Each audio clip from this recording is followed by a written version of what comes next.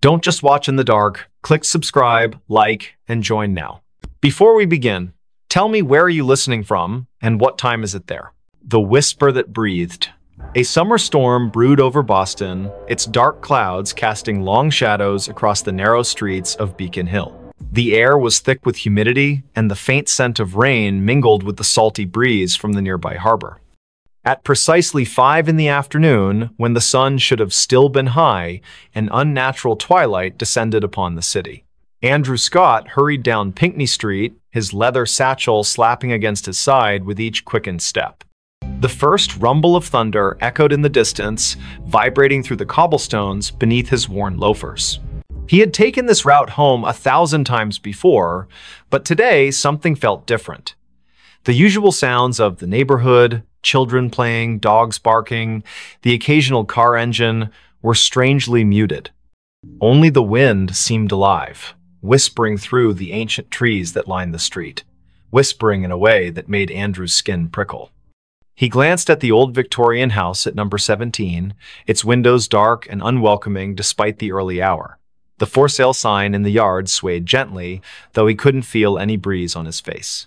Madison Rivera stood at her kitchen window on Mount Vernon Street, staring out at the gathering storm. Her teacup trembled slightly in her hand as she watched the clouds churn above the gold dome of the State House. She had lived in this neighborhood her entire life, but never had she seen such an ominous sky this early in the evening. The antique clock on her wall ticked loudly in the silence, each second stretching longer than it should. Something about the atmosphere felt wrong, like the world was holding its breath, waiting for something to happen. In the South End, James Cooper sat alone in his apartment on Tremont Street, absently flipping through old photographs. The lightning flashed outside, illuminating his collection of vintage cameras displayed on the shelves. His fingers paused on a particular picture, a group of friends gathered at Boston Common, smiling faces frozen in time. But as another bolt of lightning illuminated the room, he could have sworn one of the faces in the photograph moved, just for a moment. Just enough to make his heart skip a beat. The frame fell from his hands, shattering on the hardwood floor. Andrew found himself drawn to the old cemetery at the top of Copp's Hill. The wrought iron gates creaked open before him, though he was certain he hadn't touched them. The gravestones stood like silent sentinels, their weathered inscriptions barely visible in the dim light. As he walked between the rows, the whispers grew louder, more distinct. They weren't words exactly, more like fragments of memories or thoughts that didn't belong to him. A cold droplet of rain hit his cheek, followed by another. The storm was getting closer, the thunder growing more insistent, yet he couldn't bring himself to leave. Madison's phone rang suddenly, making her jump. The caller ID showed a number she didn't recognize, but something compelled her to answer. "Hello?" she said, her voice barely above a whisper. There was no response, only the sound of breathing, slow, deliberate, measured breaths that seemed to echo in her ear. The connection remained open, the breathing continuing without variation. She wanted to hang up, but her fingers wouldn't move. Outside, the wind picked up, rattling the windows and sending a chill through the room despite the summer heat. James had gathered the broken pieces of the photograph frame and was attempting to reconstruct it when he noticed something odd. The image inside had changed. Where once there had been 6 smiling faces, now there were 7. The new face wasn't clear, just a blur of features that seemed to shift when he tried to focus on them. The room temperature dropped suddenly, and his breath came out in visible puffs. From somewhere deep within the walls, he heard a soft scraping sound, like fingernails dragging across wood, getting closer with each passing moment. The rain began to fall in earnest now, drumming against rooftops and streaming down window panes throughout the city. Andrew found himself standing before a particular gravestone, its inscription worn almost smooth by time. Yet he could read it perfectly in his mind. Elizabeth Hargrove, 1845–1865. The name triggered something in his memory, though he couldn't place why. The whispers around him formed words now, disjointed phrases that painted pictures of a life cut tragically short. Never meant to. Kept calling me back. So cold here. Madison finally managed to end the call, dropping the phone on the counter with shaking hands. The lights flickered, then steadied, then flickered again. She moved to check the circuit breaker, but stopped when she saw her reflection in the hallway mirror. It wasn't quite right, her eyes were wrong, too dark, too empty. She blinked, and the reflection smiled while she remained expressionless. The breathing from the phone call continued behind her, though no device was near. "You shouldn't have answered," it seemed to say, so softly she might have imagined it. James had barricaded himself in his bedroom, the photograph hidden safely in a drawer. The scraping had stopped, replaced by a gentle tapping at his window. When he looked, there was nothing there except the distorted reflection of his room. But something about the angles was off, as if space itself had bent slightly out of shape. His cameras, usually arranged with precise care, were now facing inward, their lenses trained on his bed. "They see you," he whispered to himself, though he wasn't sure where the words came from. The storm outside reached its peak, lightning flashing continuously, yet the darkness in his room deepened rather than lifted.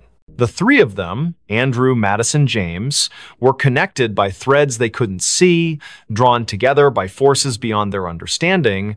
Each had experienced strange occurrences before, dismissing them as coincidence or imagination. But now, as the storm battered Boston and the boundaries between worlds grew thin, they would be forced to confront the truth. Elizabeth Hargrove's story wasn't finished, and somehow they had become part of its conclusion. Andrew traced his fingers along the edge of the gravestone, feeling the rough stone bite into his skin. The pain was real, grounding him when everything else felt surreal.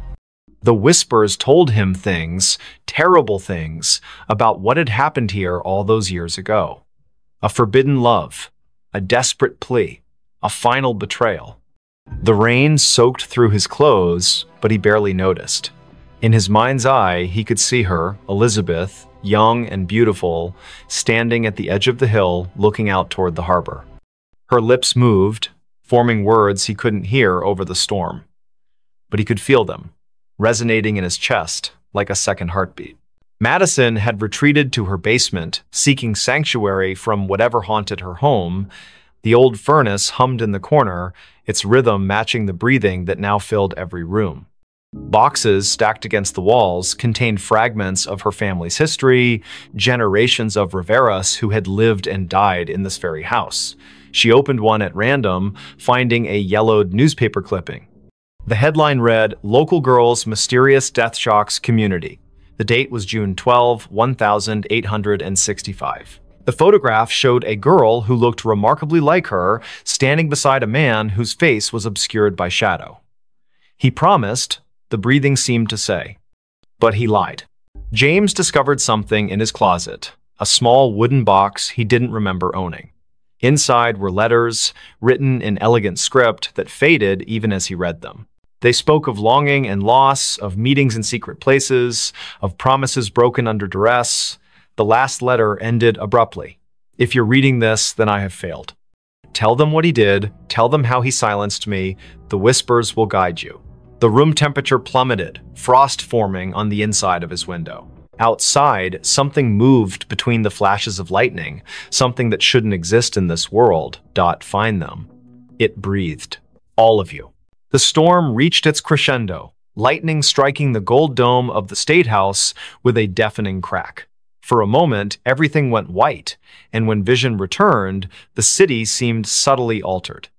Shadows fell differently, familiar landmarks appeared slightly skewed, people walking in the streets moved as if underwater, their faces blank masks. Those who had been touched by Elizabeth's story felt the change most acutely. Their senses heightened, their perceptions expanded beyond normal limits. Sounds carried from impossible distances. Smells lingered long after their sources disappeared. Touches left imprints that glowed faintly in the dark. Andrew found himself unable to leave the cemetery. The gates had vanished, replaced by an endless expanse of tombstones stretching in all directions.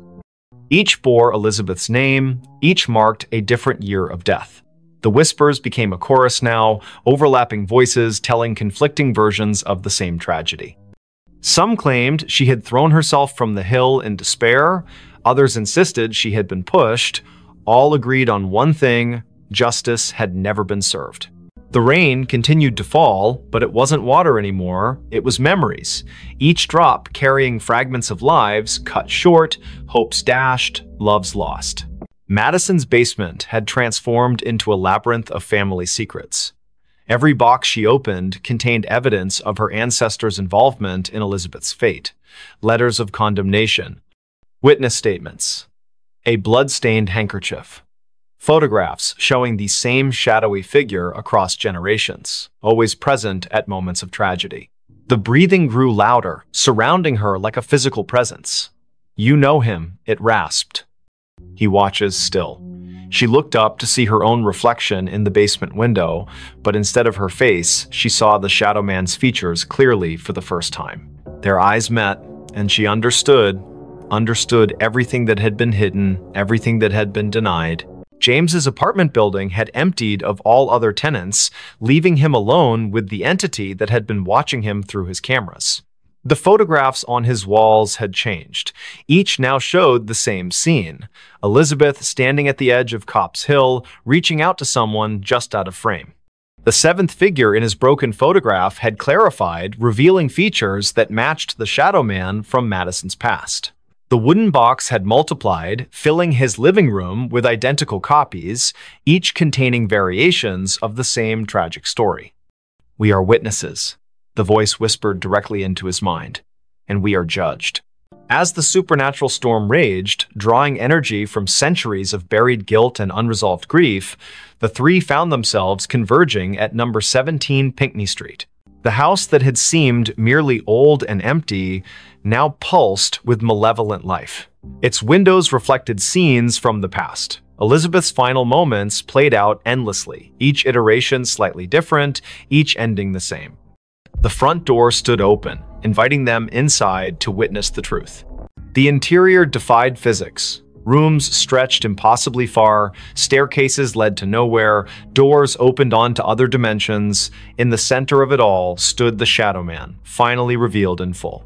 His face was a composite of every person who had ever turned a blind eye to injustice, every authority figure who had dismissed Elizabeth's pleas for help. "It's time," he said, his voice a chorus of thousands. Time to break the cycle. The house shook violently as reality struggled to contain the weight of so many unresolved wrongs. Andrew, Madison, and James realized simultaneously that they had been chosen not as victims, but as instruments of resolution. Each carried a piece of Elizabeth's story within them. Andrew through his ancestral connection to the hill, Madison through her family's complicity in the cover-up, James through his ability to capture truth in images. Together, they formed a conduit through which Elizabeth's voice could finally be heard, her story told in full, her justice served. The Shadow Man began to dissolve, his form unraveling like smoke caught in a strong wind. "Too late," he whispered, fragments of his essence dispersing into the ether. The truth cannot be contained. The house around them started to collapse, folding in on itself as centuries of lies unraveled. Through the destruction, Elizabeth emerged, not as a ghost, but as a manifestation of collective memory given form. Her eyes held all the sorrow of her age, yet also a spark of hope newly kindled. The storm broke as suddenly as it had begun, leaving behind an eerie calm. Number 17 Pinckney Street stood intact once more, its windows dark, and its for sale sign swaying gently in the evening breeze. Andrew, Madison, and James found themselves standing on the sidewalk, drenched and disoriented but whole. The whispers had ceased, replaced by the natural sounds of a city recovering from a summer storm. Lightning flashed one last time, illuminating the hilltop where Elizabeth had stood so long ago. For a brief moment, they thought they saw her silhouette against the darkening sky, her hand raised in farewell. Life in Boston returned to normal, though those who had been touched by the supernatural events carried their experiences like scars, invisible to others, but ever present in their minds. Andrew devoted himself to preserving local history, ensuring that stories like Elizabeth's would never be forgotten again. Madison worked to uncover other buried truths in her family's past, determined to break cycles of silence and denial.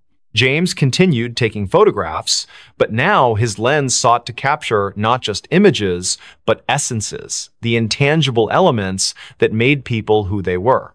On quiet summer evenings, when storms gathered over the city and the wind whispered through the ancient trees, some claimed they could still hear Elizabeth's voice. Not demanding vengeance, not seeking pity, simply reminding those who would listen that truth has a way of emerging no matter how deeply it is buried. And sometimes, when passing number 17 Pinckney Street, particularly sensitive souls might catch a glimpse of movement in an upper window or feel a gentle touch on their shoulder, accompanied by the softest of whispers, "Thank you." The story of Elizabeth Hargrove became legend in certain circles, a cautionary tale about the dangers of ignoring injustice and the power of collective memory. Her name appeared in historical records, her story told in museums and walking tours. Yet those who had truly known her, Andrew, Madison, James, understood that her presence lingered not in these official accounts, but in the spaces between them. In the moments when the world seemed to hold its breath, when shadows fell just a little too deep, when the wind carried voices from another time, Boston continued its march forward, oblivious to the thin veil separating past from present. Summer storms still rolled in from the Atlantic, lightning still illuminated the gold dome of the State House. Children still played in the shadow of Copp's Hill, unaware of the tragedy that had unfolded there so long ago. But somewhere, in the fabric of the city itself, Elizabeth's story continued to resonate. A reminder that some truths refuse to be silenced. Some voices continue to breathe long after their bodies have turned to dust. And on nights when the moon hung low over Beacon Hill, casting long shadows across the cobblestone streets, those who listened closely might hear it, the whisper that breathed, carrying fragments of a life reclaimed, echoes of justice finally served. Reminders that even in death, truth finds a way to speak through those willing to listen. Don't just watch in the dark. Click subscribe, like, and join now. Before we begin, tell me, where are you listening from and what time is it there? The customer who never left the store. The cicadas were louder than usual that summer night in Charleston, their rhythmic buzzing weaving through the thick humidity that clung to every surface. Lucas Allen stood behind the counter of his small convenience store on King Street, absently wiping down the already spotless glass display case. The neon open sign flickered slightly in the window, casting an uneven glow across the rows of snacks and beverages lining the aisles. It was nearly midnight, and the usual Friday crowd had already come and gone, leaving only the persistent hum of the refrigerators and the distant sound of traffic from the historic district. Lucas checked his phone for what felt like the 100th time that evening. No new messages, just another quiet night in a city that never truly slept. He sighed and glanced at the security camera monitors mounted above the cigarette rack. Each screen showed a different angle of the store's interior, all empty except for his own reflection in the convex lenses. Something about tonight felt different though, like the air itself was heavier than normal. His eyes lingered on the darkest corners of the footage before moving back to the register. The bell above the door jingled softly, making Lucas look up with automatic politeness. A woman stepped inside, her presence immediately altering the atmosphere of the shop. She wore a long coat that seemed inappropriate for the sweltering July heat, its dark fabric hanging loosely around her thin frame. Her face was partially obscured by stringy blonde hair that caught the fluorescent light in strange ways, as if it didn't quite belong there. Lucas noticed how her shoes made no sound against the tiled floor. "Can I help you find something?" he asked, his voice carrying just a touch of professional warmth. The woman didn't respond right away. Instead, she moved slowly toward the back of the store, her head tilted at an unnatural angle as she examined the shelves. Lucas watched her reflection in the glass refrigerator doors. Something about her movements seemed off, almost mechanical. Charlotte Robinson pushed her cart down aisle 3, debating between chips and pretzels. She paused when she realized the woman in the dark coat hadn't moved from where she'd been standing for the past 10 minutes. The stranger was now facing the wall, one hand resting on the metal shelving unit. Charlotte cleared her throat softly as she passed, but the woman didn't acknowledge her presence. There was something unsettling about the way her fingers curled around the edge of the shelf, knuckles white against the dull metal. Lucas finished counting the drawer for the third time, the numbers blurring together in his mind.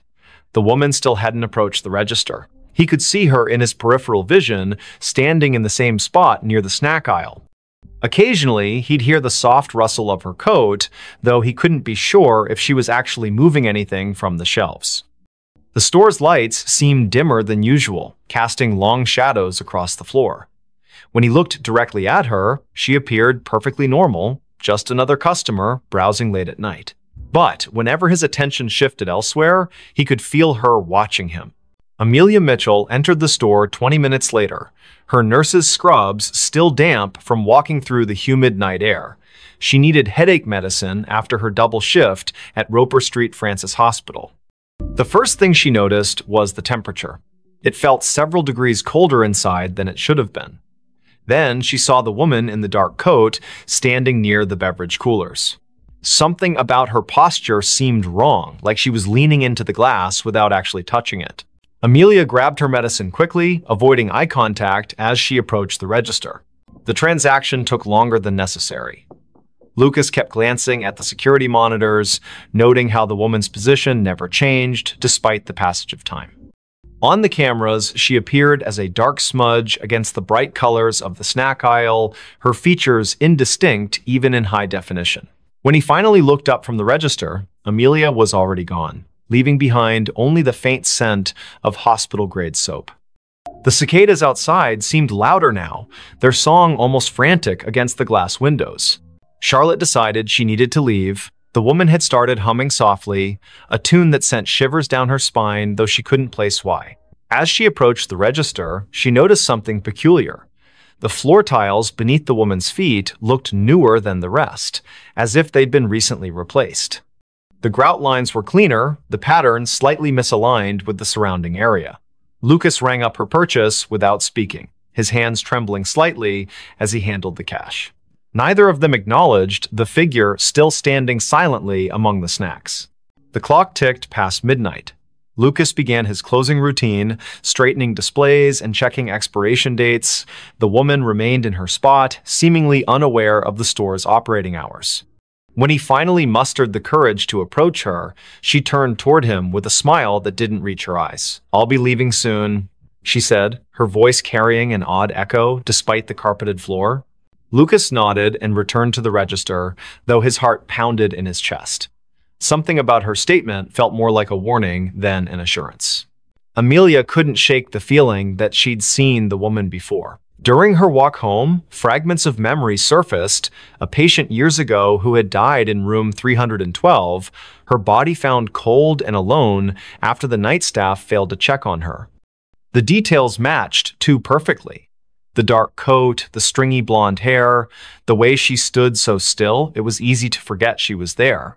Amelia quickened her pace, the streetlights casting long shadows that seemed to stretch toward her from every direction. Back at the store, Lucas prepared to lock up. The woman was still there, now examining the lottery tickets with unnatural focus. Her reflection in the glass case showed details that shouldn't have been possible, her eyes too large, her mouth moving, though no sound emerged. When Lucas announced the store was closing, she simply nodded and walked toward the back exit. The security cameras captured her movements perfectly until she reached the threshold, then suddenly she vanished from all screens simultaneously. Charlotte lay awake in her apartment on Queen Street, unable to stop thinking about the encounter. The humming had lodged itself in her mind, repeating endlessly like a broken record.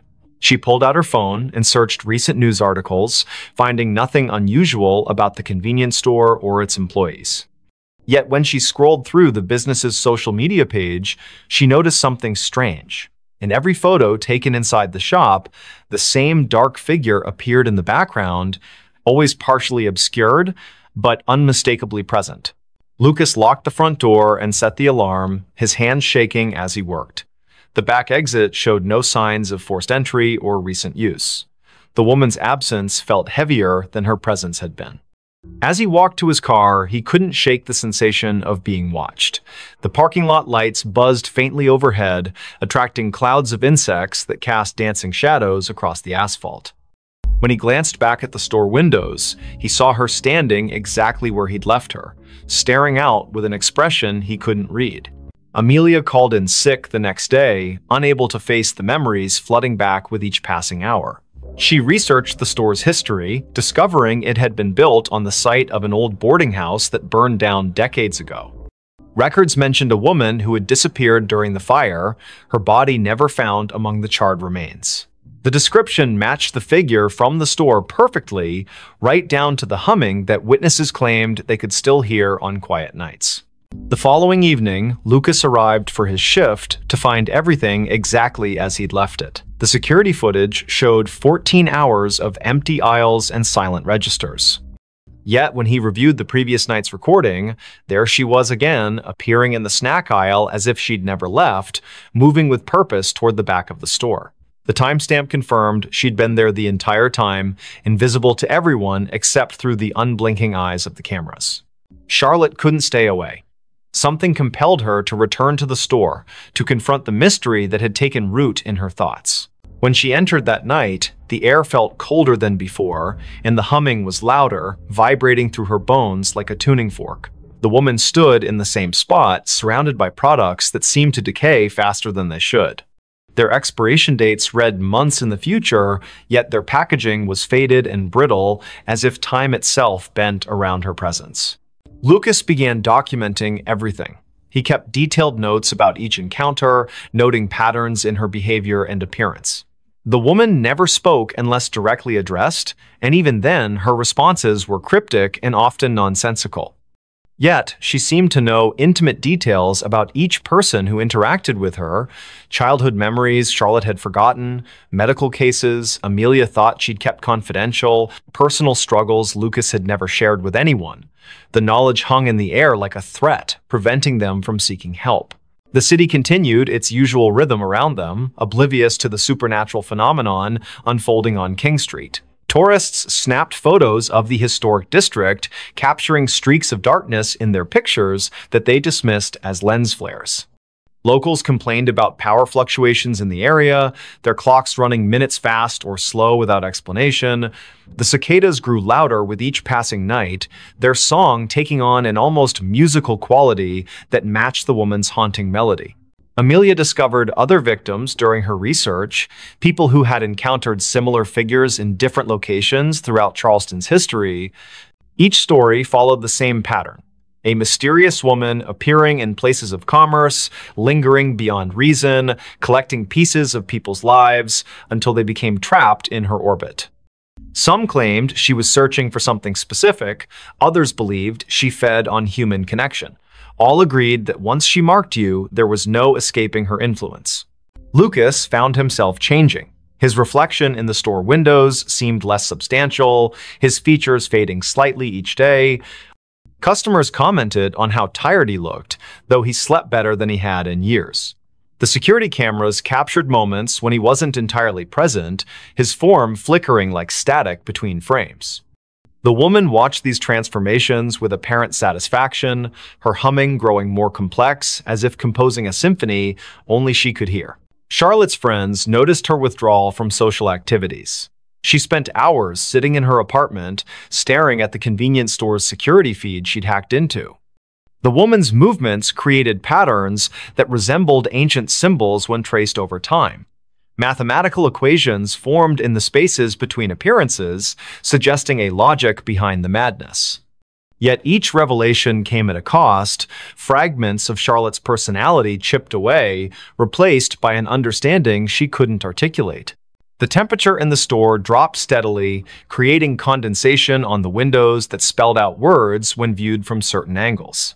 "Help me" appeared repeatedly, though none of them could determine if it was a plea or a command. The refrigeration units malfunctioned constantly, their contents freezing solid regardless of settings. Products aged rapidly on the shelves, some turning to dust within hours of stocking. Time itself seemed to warp around the woman, bending reality to accommodate her presence. Amelia's dreams became vivid and disturbing. She found herself wandering through endless aisles of forgotten stores, each one containing the same dark figure waiting patiently. The humming followed her into consciousness, becoming a constant companion that drowned out other sounds. Her colleagues at the hospital remarked on her improved intuition regarding patient care, though they couldn't explain how she knew things she shouldn't. The line between her world and the woman's realm blurred until she couldn't tell which side she belonged to. Lucas attempted to break the cycle by staying away from the store. For 3 days, he avoided King Street entirely, hoping distance would sever the connection. Instead, the woman's influence grew stronger. She appeared in his apartment mirror, reflected in puddles during rainstorms, visible in the steam rising from his morning coffee. The humming never ceased, matching his heartbeat until he couldn't distinguish between internal and external sounds. His attempts to warn others fell on deaf ears, their faces blank as if seeing through him. Charlotte documented everything obsessively, filling notebooks with observations and calculations. The patterns revealed themselves gradually, forming a complex web of connections between victims across generations. Each person had experienced loss or isolation significant enough to create a void the woman could fill. They had sought comfort in material possessions, believing wealth or convenience could replace human connection. The realization hit her like a physical blow. They were all customers who had never truly left the store, trapped by their own desires. The final confrontation occurred on the hottest night of the summer. The cicadas screamed in harmony with the humming, their combined song shaking the glass in the store's windows. Lucas, Charlotte, and Amelia found themselves drawn back to the convenience store despite their efforts to resist. The woman waited for them in aisle 3, her dark coat billowing as if caught in a wind that didn't exist. Her smile revealed too many teeth, each one gleaming like polished stone. "You've learned," she said, her voice resonating through the empty store. But learning isn't enough. The floor tiles beneath them shifted, revealing the foundation of the old boarding house. Charred wood and ash filled the space where modern construction should have been. The security cameras captured everything perfectly, broadcasting their final moments to empty monitors throughout the building. One by one, they stepped forward, unable to resist the pull any longer. The store remained open for business the next day. New employees arrived, unaware of the previous staff. Customers browsed the aisles, selecting items they didn't need but couldn't refuse. In the security footage, dark figures moved among the shelves, their forms becoming clearer with each passing night. The humming continued, growing louder with each new victim drawn into its melody. And in aisle 3, the woman waited patiently, collecting souls who had forgotten what it meant to truly leave. Don't just watch in the dark. Click subscribe, like, and join now. Before we begin, tell me, where are you listening from and what time is it there?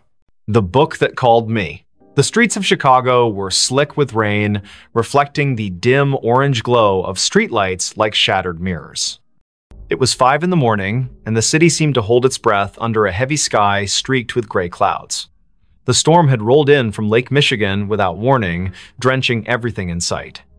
Victoria Evans stood on the corner of Wabash Avenue, clutching her coat tighter around herself as she waited for the traffic light to change. She hated mornings like this, cold, wet, and eerily quiet, but her job at the library demanded punctuality. Victoria worked at Harold Washington Library Center, a towering structure that loomed over South State Street like some ancient sentinel. The building's glass facade shimmered faintly in the pre-dawn gloom, catching the occasional flash of lightning that lit up the horizon.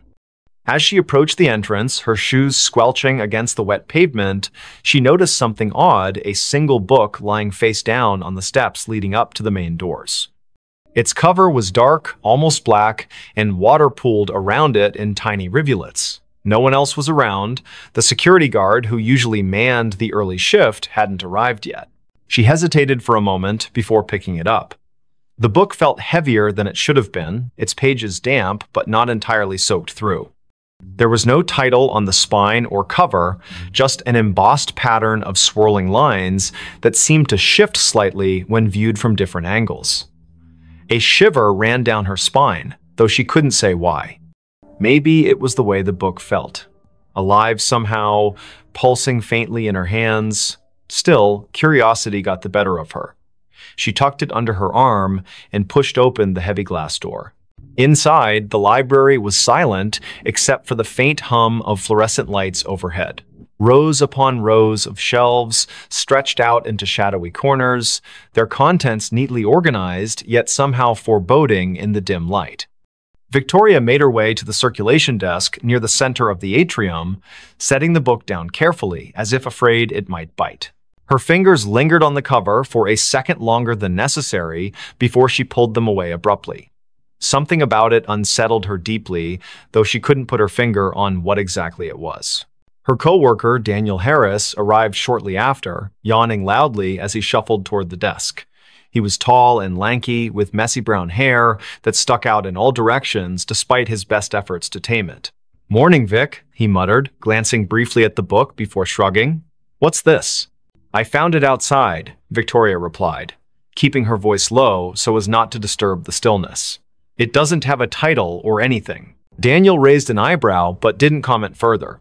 Instead, he reached out to touch the book, his hand hovering above it for a moment before making contact. His expression changed instantly from mild curiosity to outright alarm. "Whoa, this thing is freezing." Victoria nodded, though she hadn't thought much of the temperature earlier. Now that Daniel mentioned it, the air around the book did seem colder, almost unnaturally so. She watched as he flipped it open cautiously, revealing blank pages that looked yellowed with age despite being completely dry, or at least they appeared blank at first glance. When Daniel tilted the book slightly toward the light, faint words began to emerge, written in ink that shimmered like oil slicks. They weren't English or any language Victoria recognized, but the shapes twisted and writhed across the page as if trying to escape the confines of the paper. "This is messed up," Daniel whispered, snapping the book shut quickly. He glanced around nervously, as if expecting someone or something to appear from the shadows. "We should probably report this to management." But Victoria shook her head firmly. "Not yet. Let me look at it again." She wasn't sure why, but the book called to her in a way she couldn't explain. It wasn't just curiosity anymore, it was compulsion, a gnawing need to understand what lay within those shifting symbols. Reluctantly, Daniel handed it back to her, muttering something about coffee before disappearing into the staff lounge. Alone now, Victoria opened the book once more. This time, the sensation was stronger, the weight of unseen eyes watching her every move. The text seemed clearer too, forming jagged patterns that pulsed rhythmically, almost like a heartbeat. Without realizing it, she leaned closer, her nose nearly brushing the surface of the page. And then she heard it a whisper, soft and insidious, threading itself into her thoughts. It wasn't audible in the traditional sense, more like a memory surfacing unbidden. The voice spoke in fragments, disjointed phrases that coalesced into meaning only when she focused hard enough. "Find me," it said. "Free me." Startled, Victoria slammed the book shut, her heart pounding wildly in her chest. Had Daniel heard it? Was she imagining things? She glanced toward the staff lounge, half expecting him to come running out, but there was no sign of him, just silence and the oppressive weight of the library closing in around her. For the rest of the day, Victoria tried to focus on her duties, shelving returned books and assisting patrons with research queries. But the presence of the mysterious volume weighed heavily on her mind. It sat on the edge of her desk, seemingly innocuous, yet impossible to ignore. Every time she passed by, she swore she could feel it humming softly, vibrating with suppressed energy. By late afternoon, the temptation became unbearable. She locked herself in the staff break room, determined to decipher even a fraction of what the book contained. The whispers returned almost immediately, louder this time, overlapping each other until they formed a cacophony of voices. Some pleaded for help, others screamed in agony, while a few laughed maniacally. Victoria pressed her palms against her ears, shaking her head violently to block them out. But the sound wasn't external, it came from inside her own skull, burrowing deeper with each passing second. Tears streamed down her face as she forced herself to concentrate, tracing the intricate patterns on the page with trembling fingers. Slowly, painstakingly, the symbols began to rearrange themselves, forming words she could finally understand. "They seek you," the text read. "They hunger." Before she could process what it meant, the lights flickered violently, plunging the room into darkness. A low rumble echoed through the building, like distant thunder, but somehow wrong, unnatural. Victoria scrambled to her feet, clutching the book tightly as she fumbled for the doorknob. When she stepped back into the main hall, the atmosphere had shifted dramatically.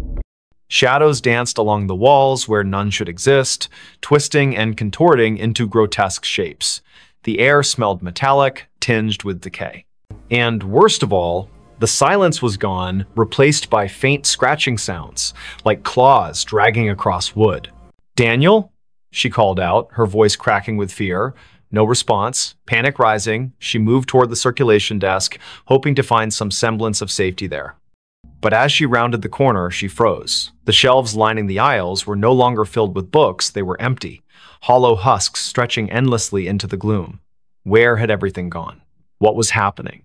A sudden movement caught her eye, a figure darting between the rows ahead. It was small, hunched over, moving with jerky, unnatural motions. Victoria backed away instinctively, clutching the book to her chest like a shield. The figure stopped abruptly, turning to face her. Its head tilted sideways, impossibly far, joints cracking audibly. Then it lunged. She screamed, stumbling backward as the creature skittered forward on all fours, its limbs elongated and spider-like.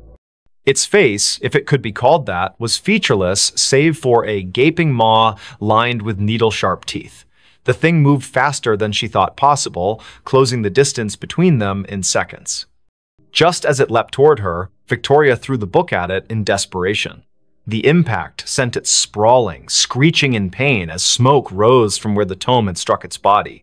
Seizing the opportunity, she bolted toward the exit.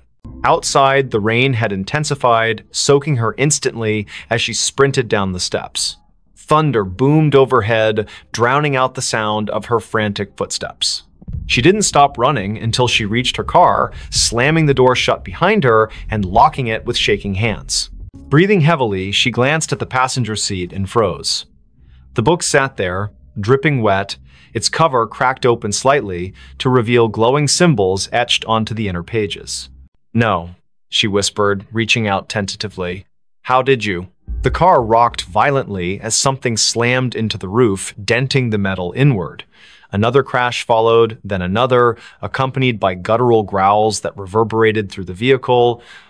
Victoria ducked low, covering her head as shards of glass rained down from the shattered windshield. Through the chaos, she saw the library in the distance, its windows pulsing with sickly green light. The book vibrated fiercely in her lap, urging her to return. Against her better judgment, she obeyed.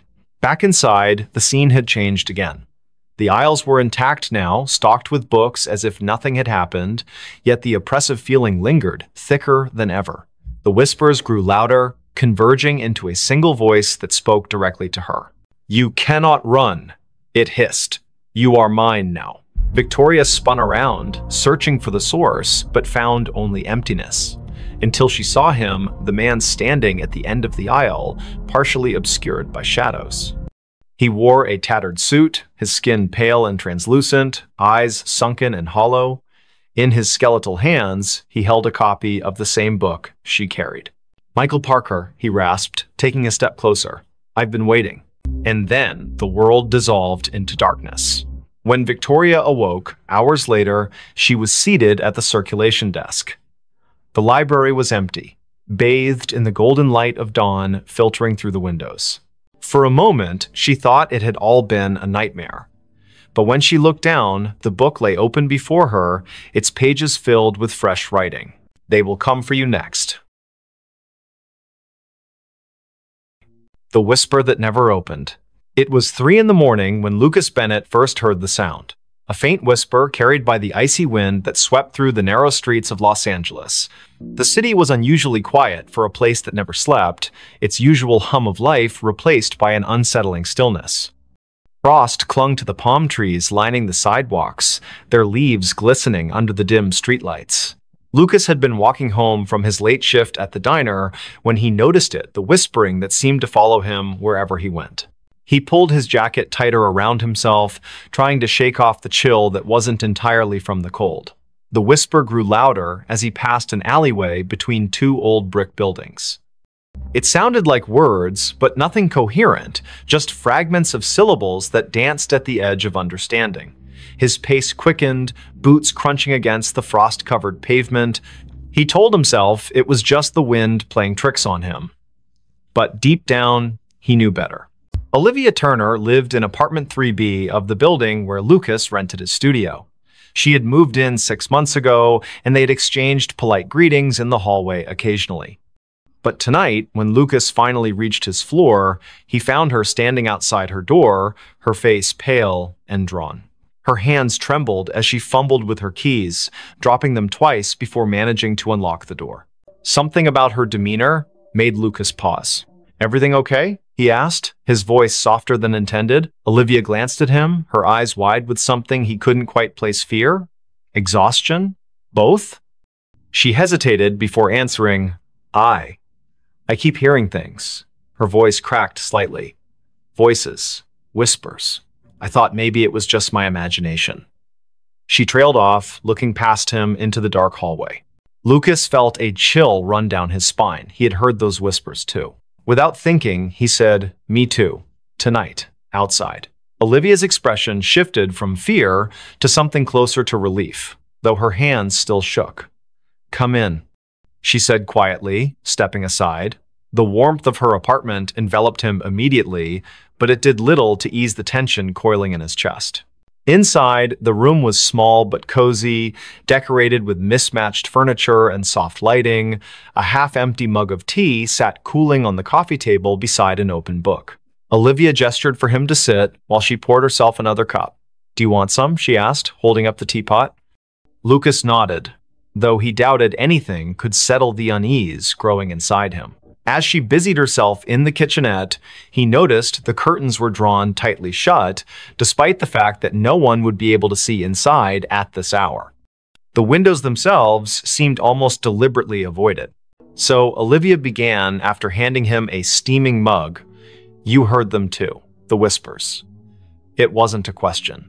Lucas took a sip of the tea. It tasted bitter, but he didn't complain. "Yeah, out there. They followed me all the way back here." He set the mug down carefully. "What about you? When did you start hearing them?" Olivia wrapped her fingers around her own mug, staring into its depths as if searching for answers. "A week ago. At first, I thought it was just stress or lack of sleep. You know how it is, working long hours, trying to make ends meet. But then it got worse." She looked up at him, her gaze piercing. "They started coming closer, louder. Like they were right behind me, even when I was alone in my apartment." Lucas swallowed hard. "Did you tell anyone? Call someone?" Olivia shook her head. "Who would believe me? My friends think I'm overreacting. My landlord thinks I'm making excuses to get out of paying rent next month." She let out a humorless laugh. "And honestly, who can blame them? If I hadn't heard it myself tonight, I might not have believed me either."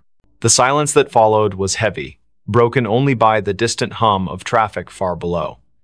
Lucas glanced toward the window, where shadows flickered faintly against the drawn curtains. Was it his imagination, or did the air feel colder now? He turned back to Olivia. "There has to be an explanation. Maybe it's some kind of electrical interference, or, I don't know, plumbing noise?" Even as he said it, the words sounded hollow. Neither of them believed it. Olivia leaned forward, lowering her voice. "There's something else. Last night, I saw someone or something standing outside my window. Just a figure, barely visible through the frost. It didn't move, just stood there, watching." Her breath hitched. "When I went to check, there was no one there. No footprints, nothing. But the feeling, it stayed with me. Like I wasn't alone anymore."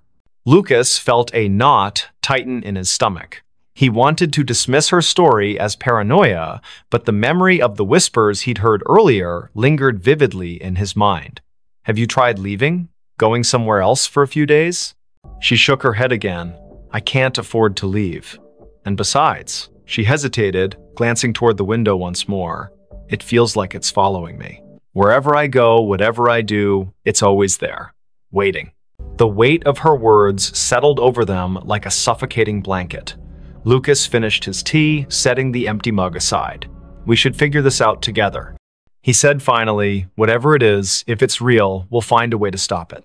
Olivia gave him a small, grateful smile, but her eyes remained haunted.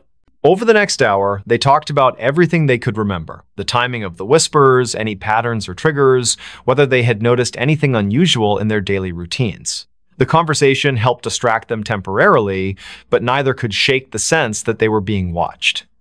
Every creak of the building, every gust of wind outside, sent jolts of adrenaline coursing through their veins. Eventually, Lucas realized he needed to get back to his own apartment. Reluctantly, he stood, thanking Olivia for the tea. She walked him to the door, her hand lingering on the doorknob. "Be careful," she whispered, "and if you hear anything again, don't go looking for it." He nodded, forcing a reassuring smile he didn't feel. "You too. Lock your door tight." With that, he stepped out into the hallway, closing the door softly behind him. For a moment, he stood there, listening. The whispers weren't audible now, but the oppressive silence felt just as menacing. Back in his studio, Lucas locked his door and double-checked the windows. He debated calling someone, anyone, but who would he call? Who would understand, without dismissing him outright?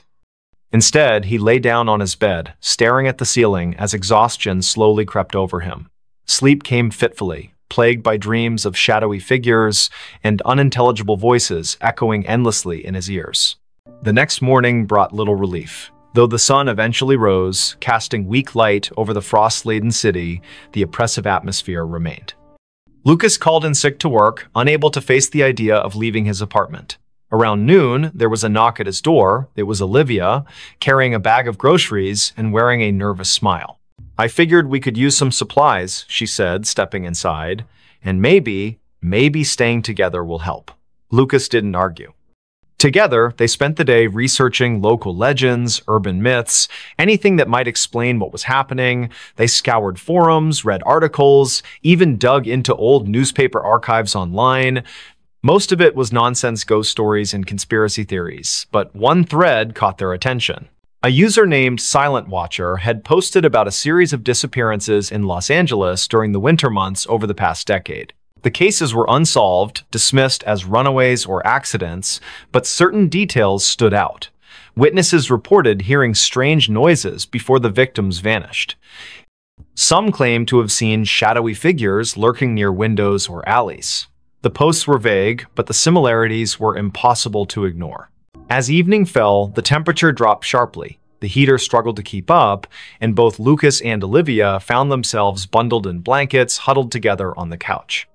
The whispers returned, louder this time, seeping through the walls like water. They exchanged panicked looks, hearts pounding in unison. Whatever it was getting closer.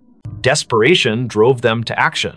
Armed with flashlights and makeshift weapons, a baseball bat for Lucas, a kitchen knife for Olivia, they ventured into the hallway. The whispers surrounded them now, forming a cacophony of disjointed sounds that clawed at their sanity. Each step felt heavier than the last, as if the air itself resisted their movement. At the end of the hallway, the emergency exit stood ajar, frost creeping inward. Beyond it lay the fire escape, descending into darkness. Lucas hesitated, gripping the bat tightly. "Do we really want to know what's out there?" he whispered. Olivia didn't answer, her eyes fixed on the gap. Slowly, they stepped through, bracing themselves for whatever awaited them. The metal stairs groaned under their weight, each step echoing ominously in the frigid night. Below, the alley was shrouded in shadow, the streetlights casting long, distorted reflections on the icy ground. Movement caught the corner of Lucas's eye, a flicker, gone before he could focus. Then another, and another. Shapes darted between the buildings, fleeting glimpses of something humanoid, yet wrong. "Run," Olivia hissed, clutching his arm. They bolted down the remaining steps, slipping on patches of ice as they fled. Behind them, the whispers erupted into a deafening roar, filling the air with chaotic sound. Shadows converged, twisting and writhing like living smoke. Panic surged through Lucas's veins as he realized they were being hunted. They rounded a corner, breaths ragged, legs burning. Ahead, a familiar figure emerged from the darkness. It was Benjamin Hayes, a neighbor whose face they recognized, but whose name they rarely spoke. His expression was blank, his movements mechanical. He raised a hand, pointing toward an abandoned warehouse across the street. "In there," he said, his voice devoid of emotion. "You'll find answers." Without hesitation, they obeyed, bursting through the rusted doors of the warehouse. Inside, the air was thick with decay and dampness. Faint traces of graffiti adorned the crumbling walls, remnants of a forgotten era. In the center of the vast space stood a wooden crate, its surface etched with symbols neither of them recognized. Above it hovered a swirling mass of darkness, pulsating rhythmically like a heartbeat. Olivia approached cautiously, her knife trembling in her grip. "What is this?" she murmured, reaching out. Lucas grabbed her wrist, pulling her back. "Don't touch it," he snapped. But it was too late. The moment her fingers brushed the crate, the world around them dissolved into chaos. Images flooded their minds, faces screaming silently, hands clawing at unseen barriers, voices pleading for release. The whispers coalesced into a single, thunderous command. Open me now." Lucas staggered backward, clutching his head as the vision overwhelmed him. Olivia collapsed to her knees, tears streaming down her face. "I can't," she choked out. "I can't stop it." The darkness expanded, consuming the warehouse, swallowing everything in its path. Somewhere in the distance, Benjamin's voice echoed faintly. "You shouldn't have come here."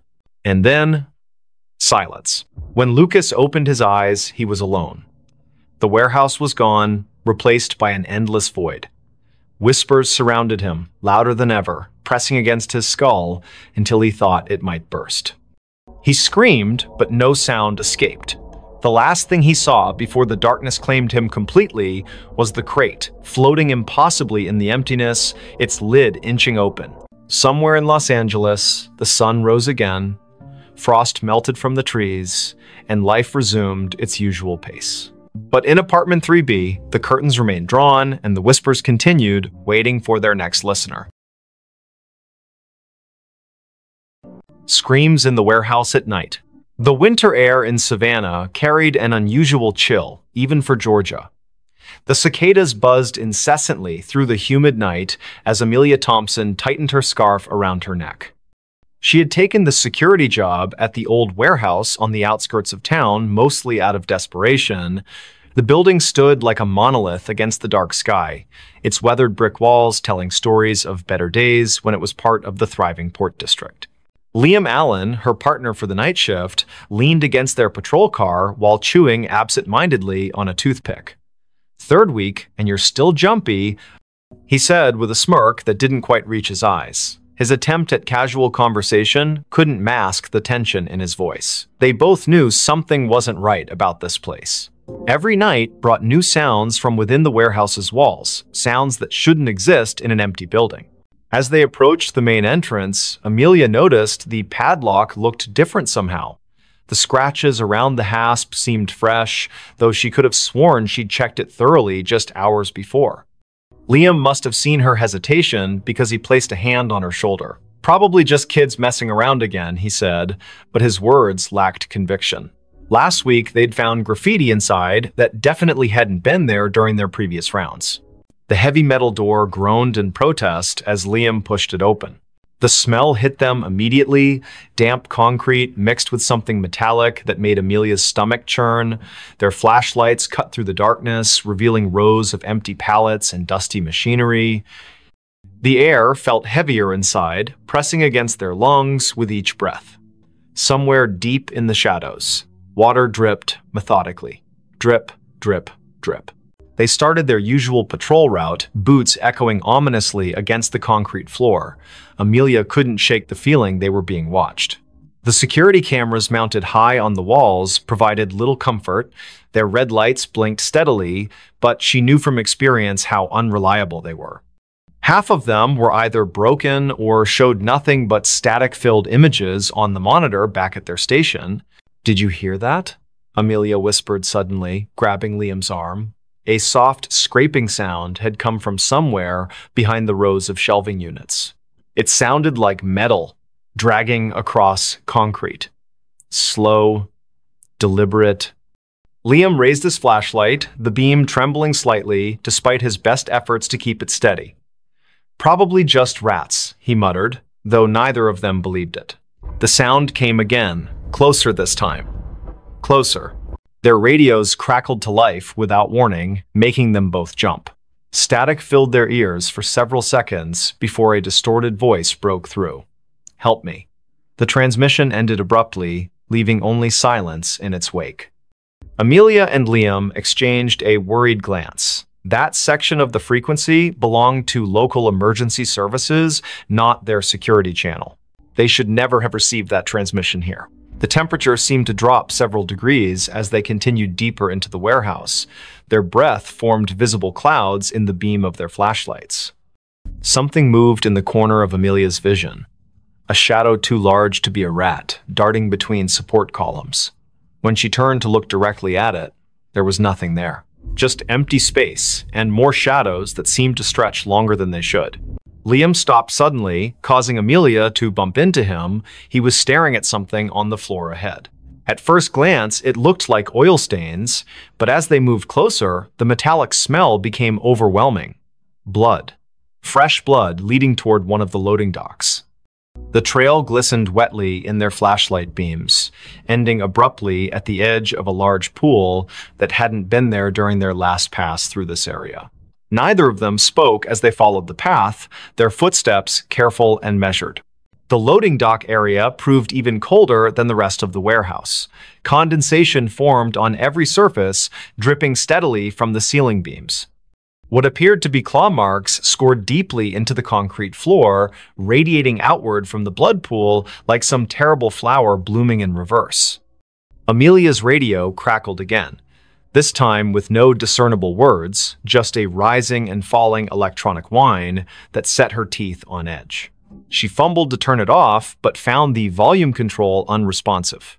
Something heavy shifted in the darkness above them. The sound of movement came from the catwalks high overhead, accompanied by a low, guttural growl that reverberated through the metal structure. Liam's flashlight beam swept upward, catching glimpses of movement too fast to track properly. Whatever it was up there moved with unnatural speed, darting between support beams with impossible agility. The growling grew louder and closer. Amelia's training screamed at her to retreat, to get away from whatever was hunting them in the dark. But something else held her rooted to the spot, a primal curiosity mixed with terror that froze her muscles. The blood pool began to bubble softly, tiny crimson bubbles forming and popping with sickening sounds. From the corner of her eye, she saw shapes moving in the darkness beyond the loading dock doors. Too many shapes to count. The attack came without warning. One moment they were scanning the catwalks, and the next, Liam was gone. His flashlight clattered to the ground, rolling away into the shadows. Amelia heard his muffled scream cut short as something massive dragged him upward into the darkness.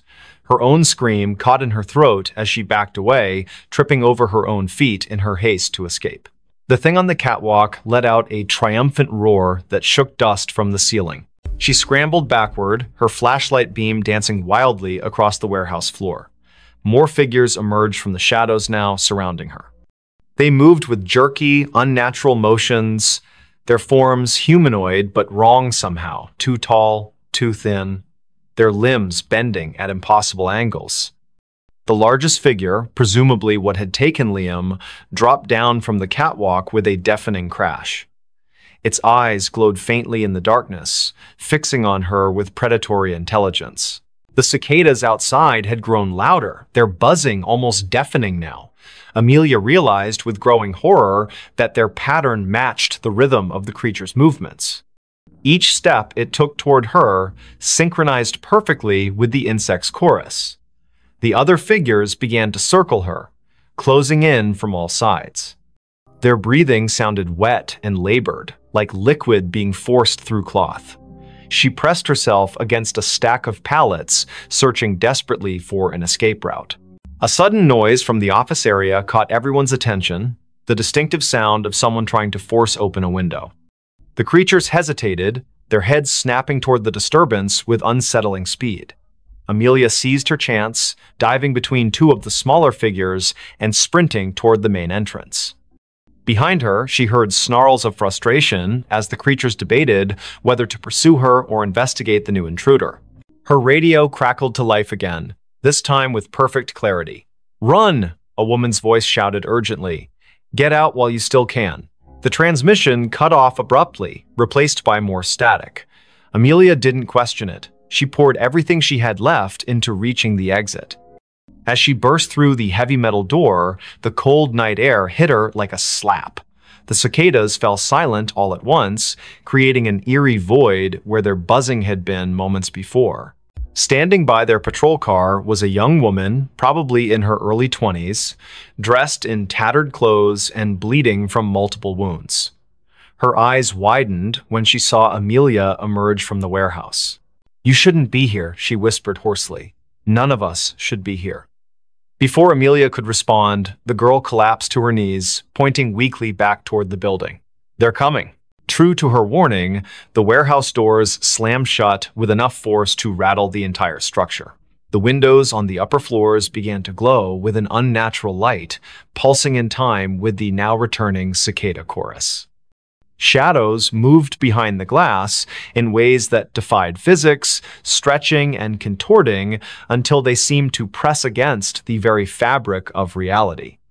Amelia helped the mysterious girl to her feet, noticing for the first time these strange symbols carved into her arms. "We need to move," the girl insisted, pulling Amelia toward the car. "They'll be spreading soon. They always do after a feeding." Her words sent chills down Amelia's spine, not least because she realized dawn was still hours away. The temperature continued to drop, frost forming on nearby surfaces despite the humid air. The warehouse seemed to pulse with malevolent energy, its walls expanding and contracting like living tissue. As they reached the patrol car, Amelia risked one last look back. Dozens of glowing eyes stared out from the warehouse windows, watching them with obvious hunger. Something massive moved behind the glass, its silhouette too large to be contained within the building's walls. The girl shoved her into the passenger seat, taking the wheel herself with surprising strength. "Don't look back," she warned as she started the engine. "Whatever you do, don't look back until we're out of Savannah." The drive through the city streets felt surreal. Streetlights flickered erratically as they passed, and the few people still out at this hour seemed to be walking in slow motion, their faces blank and expressionless. The girl Spiel, who introduced herself only as Rachel, kept checking the rearview mirror obsessively, muttering about spread patterns and infestation zones. Amelia wanted to ask questions, but found herself unable to form coherent thoughts, let alone words. They reached the city limits just as the first hints of dawn began to lighten the horizon. Rachel visibly relaxed, though she maintained their speed well above the legal limit. "You got lucky tonight," she said finally. "Most people don't make it out of there alive, especially not after hearing the screams." Amelia opened her mouth to ask what she meant, but Rachel cut her off. "Don't worry about it now. Just know that you've been marked. They'll be watching for you, watching and waiting." The cicadas began their morning song as they left Savannah behind, their buzzing gradually fading into silence. Amelia stared at her reflection in the side window, barely recognizing herself. Her face was pale and drawn, her eyes haunted by things she couldn't yet comprehend. In the distance, church bells began to ring, their tones carrying an unexpected sense of finality. Rachel gripped the steering wheel tighter, her knuckles white against the gathering daylight. Somewhere behind them, in the heart of Savannah's industrial district, the warehouse stood silent and still. Its walls bore fresh scratches and scorch marks that hadn't been there the night before. Inside, pools of blood slowly dried on the concrete floors, already beginning to attract flies. The security cameras remained offline, their lenses cracked and blackened. High above, on the catwalks, something waited patiently for nightfall. Something that remembered the taste of fear. The room that breathed. Boston stirred under the weight of another spring morning, the air thick with a peculiar warmth that seemed misplaced for the season. Daniel Harris stood on the cracked sidewalk outside number 17 Marlborough Street, his fingers tracing the edge of an old brass key in his pocket. The building before him loomed like a forgotten sentinel, its red brick facade darkened by decades of Boston winters and neglect. Across the street, Victoria Evans leaned against her parked car, arms crossed tightly across her chest as she watched Daniel approach the entrance. The neighborhood was waking up slowly, curtains twitching in nearby windows as residents observed the newcomers. Michael Parker emerged from the alley beside the building, his camera slung around his neck, capturing the uneven angles of the structure with professional precision. "This place gives me the creeps," he muttered, though his lens stayed trained on the upper floors, where shadows seemed to move independently of the rising sunday. Daniel's footsteps echoed hollowly as he climbed the worn stone steps to the front door. The wood beneath his feet felt spongy, yielding slightly with each step. He paused at the threshold, glancing back at his companions. Victoria gave him a tight smile while Michael adjusted his camera settings, seemingly oblivious to the faint scraping sound coming from somewhere deep within the building. The key turned with unexpected ease, revealing a vestibule that smelled of damp paper and something else. Something metallic and sharp. Inside, the air was unnaturally still, as if the house itself was holding its breath. Dust motes hung suspended in shafts of weak morning light that filtered through grimy windows. To their left, a staircase spiraled upward into darkness, its banister wrapped in layers of peeling paint. Directly ahead, a hallway stretched toward the rear of the building, lined with doors that seemed to lean inward as if drawn by some invisible force. The wallpaper, once elegant, now peeled away in long strips that curled toward the floor like dead leaves. Victoria's heels clicked against the hardwood as she moved to examine a series of framed photographs hanging crookedly on the wall. Her fingers hovered above the glass but didn't touch. "These pictures," she began, her voice dropping to a whisper. In each frame, people stood stiffly posed, their eyes fixed on something just beyond the camera's view. What disturbed them most was the background. Through windows behind the subjects, they could see the same room appearing in every photograph, its details shifting subtly but unmistakably present in each era depicted. Michael joined her, his camera clicking softly as he documented the unsettling gallery. "That's impossible," he said, pointing to one particular image. "Look at the dress styles. These photos span nearly a century, but that room." His voice trailed off as he noticed something moving in the corner of the frame. When he looked up, the hallway appeared empty, yet the sensation of being watched pressed heavily against his skin.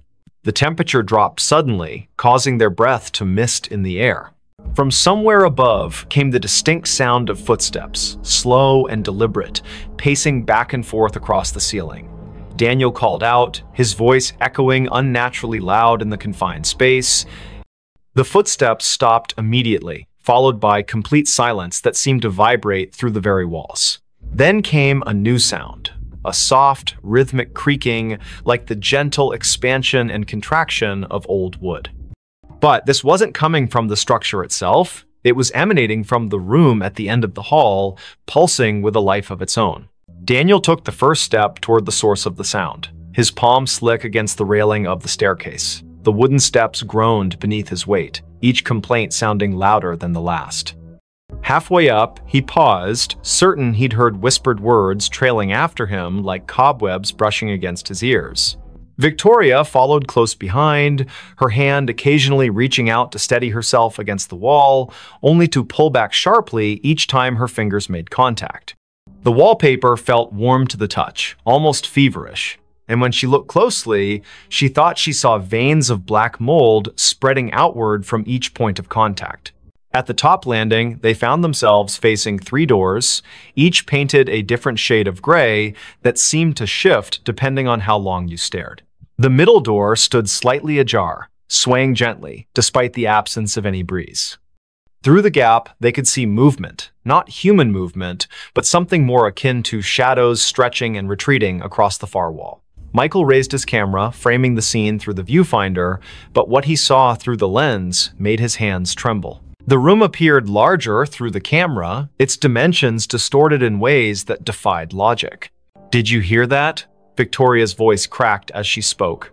They all froze, listening to the sound of breathing, deep, measured inhalations that filled the corridor like waves crashing against a distant shore. The sound wasn't coming from them. It was too synchronized, too deliberate.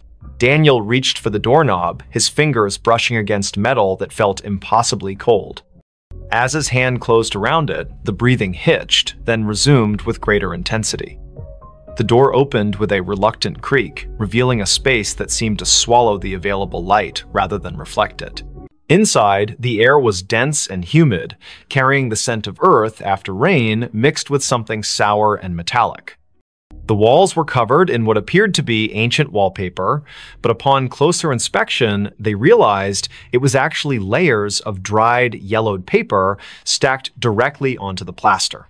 Pages upon pages of handwritten text, fragments of letters and drawings pressed together like geological strata.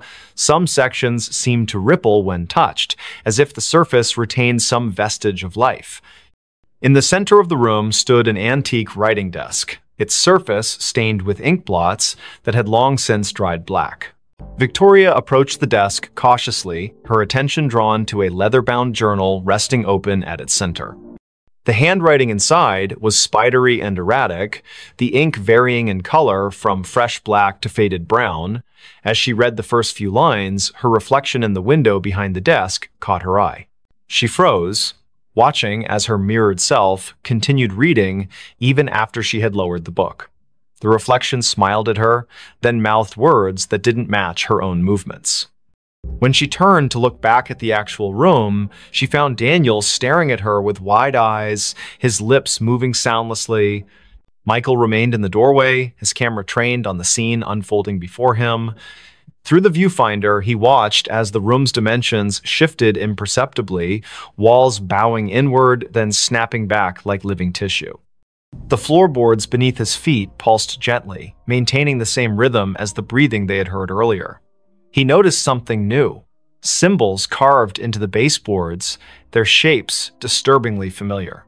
They matched the patterns he had seen in the photographs downstairs, though here they seemed more pronounced, almost angry in their execution. The room grew darker despite the approaching noonday sunday. Shadows lengthened unnaturally, pooling in corners and creating shapes that suggested movement just beyond perception. A soft scratching sound began behind the walls, like fingernails dragged lightly across wood. It started in one corner, then traveled methodically around the perimeter of the room, gaining speed and intensity with each circuit. The breathing deepened, becoming labored, until it sounded like someone struggling for air. Yet no living person occupied the space with them. Daniel moved toward the far wall, drawn by an inexplicable force. His fingers brushed against the paper-covered surface, feeling the individual sheets shift under his touch. Some pages crumbled to dust at his slightest contact, while others felt slick and wet, leaving dark stains on his fingertips. He realized with growing dread that the papers weren't merely covering the wall, they were growing from it, sprouting like fungal growths in the dim light. Words formed and reformed before his eyes, sentences rearranging themselves into coherent paragraphs that told stories of lives lived and lost within these walls. The breathing changed pitch suddenly, becoming higher and more rapid. The room responded physically, its walls expanding outward, then contracting violently. Books fell from shelves that hadn't been there moments before, their pages fluttering like wounded birds. The desk in the center split down the middle, revealing a cavity stuffed with more paper, all bearing the same frantic handwriting. Victoria stumbled backward as the journal in her hands began to burn, not with fire, but with a cold light that seared her palms without leaving marks. The reflected version of herself in the window had disappeared completely, replaced by something darker and less defined. Michael's camera flashed repeatedly, capturing images he couldn't see with his naked eye. Through the viewfinder, he watched shadowy figures emerge from the walls, their forms distorted but somehow familiar. They moved with purpose, gathering around the edges of the room like spectators at a performance. Their faces remained indistinct, but their presence pressed against his consciousness like a migraine building behind his eyes. The symbols on the baseboards glowed faintly, their light pulsing in time with the room's breathing. A sudden gust of wind swept through the space, though none of the windows had opened. Papers swirled in miniature cyclones, settling randomly across the floor in patterns that suggested meaning. The breathing grew ragged, punctuated by wet, gurgling sounds that made Victoria cover her ears with both hands. She sank to her knees as memories flooded her mind, memories that weren't hers. Faces of strangers flashed before her eyes, each accompanied by a surge of emotion so intense it brought tears streaming down her face. Pain, loss, despair, each sensation more vivid than anything she had experienced in her own life.